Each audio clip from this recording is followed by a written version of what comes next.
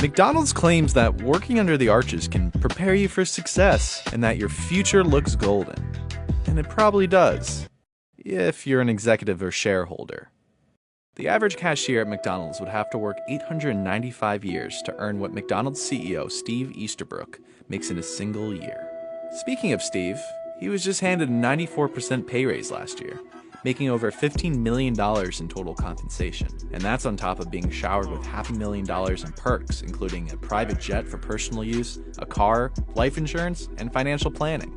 If the average McDonald's cashier received the same 94% pay raise as its CEO, that worker's salary would go from just $8.27 an hour to over $16 an hour. McDonald's also rewarded its wealthy shareholders with over $7.7 billion in dividends and stock buybacks last year.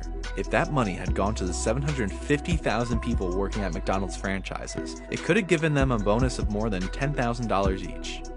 Instead, many of those workers are forced to rely on food stamps, public housing, and Medicaid subsidized by U.S. taxpayers. McDonald's has been stung by criticism that its workers make so little they can barely live on it, some on food stamps. In fact, even encouraging them to sign up for government assistance in an employee handbook.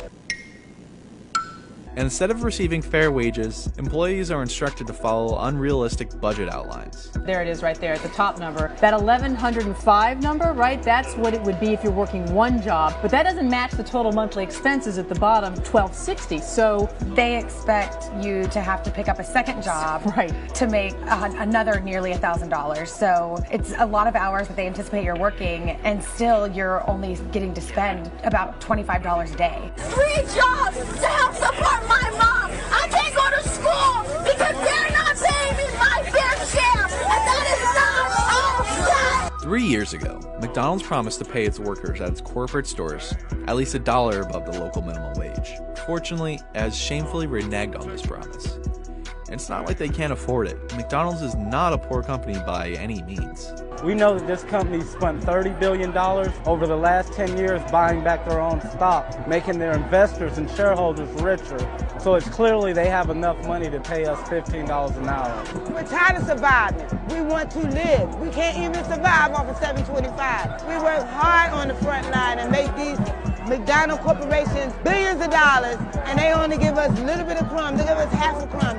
This kind of corporate greed and disregard for employees' well-being has workers scratching their heads and asking, how the does this pay stub for a single mother who's worked at a Chicago McDonald's for 7 years show that her take-home pay for more than 40 hours of work is only $292.52?